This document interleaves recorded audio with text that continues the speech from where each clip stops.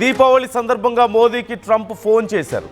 మోదీకి దీపావళి శుభాకాంక్షలు చెప్పారు ట్రంప్.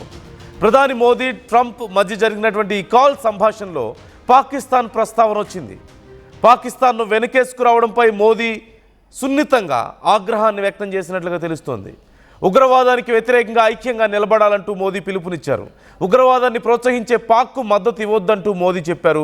పహల్గామ్ అటాక్ తర్వాత మోదీ ట్రంప్ మధ్య దూరం కొద్దిగా పెరుగుతూ రావడం, ఇండియా పాకిస్తాన్ వార్ తర్వాత ట్రంప్ వైఖరితో అది మరింత దూరం అవడం, ఆ తర్వాత రష్యా విషయంలో భారత్ మీద ట్రంప్ టారిఫ్లు వేయడంతో ఇక పూర్తిగా రెండు దేశాల మధ్య ఉన్నటువంటి బంధాలు మరింత క్షీణించడాన్ని మనం చూస్తూనే ఉన్నాం. ఈ నేపథ్యంలో దీపావళి సందర్భంగా ట్రంప్ మోదీకి ఫోన్ చేసి విష్ చేశారు.